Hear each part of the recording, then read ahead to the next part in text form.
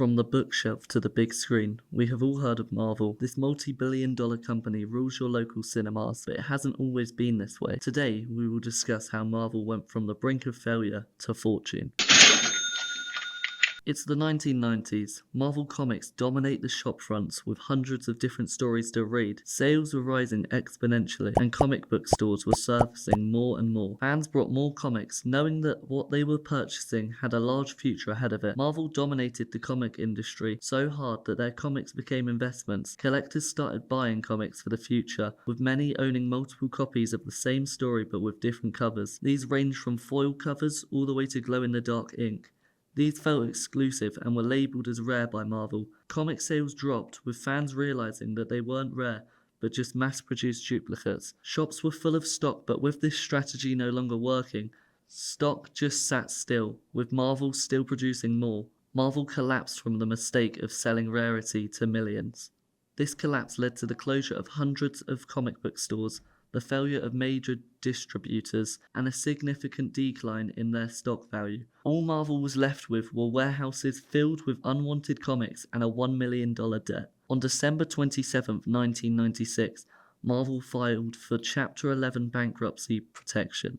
This meant Marvel could continue operating, but its activities were temporarily paused while it figured out a route to escape bankruptcy. This created a legal battle over the control of the company between the shared owners at the time, including Ron Perelman, Carl Icahn, and the Toy Biz leadership. 2 years later in 1998, Marvel merged with Toy Biz, ending their years of bankruptcy, also resulting in Ron Perelman losing his place as the owner of Marvel. This allowed Marvel to try a new route and avoid meeting their past fate of failure again.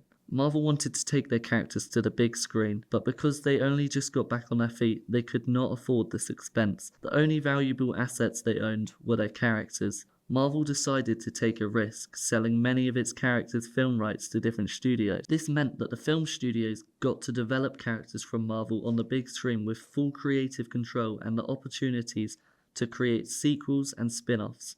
One of the first companies Marvel went to was Sony, where they were offered the film rights for nearly all of Marvel's characters for only $25 million. Sony abruptly denied this, still wanting just Spider-Man, telling Marvel, "Nobody gives a shit about the other Marvel characters." Sony and Marvel ended up tying a deal where they brought the film rights for $7 million.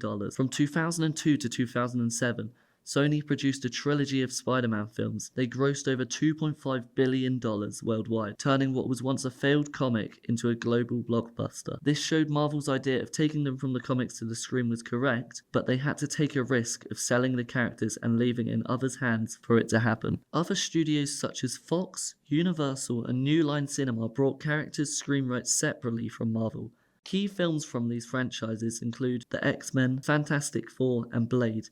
These films all included mainstream Marvel comic characters, but some films struggled to portray the epic stories fans had once read before.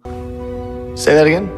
In the early 2000s, Marvel was still struggling financially. All their big characters were licensed out to other studios, earning them not that much money. Marvel itself was just seen as a comic book company selling their rights. Marvel realised their mistake of licensing their characters as they lost out on profit. Kevin Feige, who was a producer at the time, pitched a shared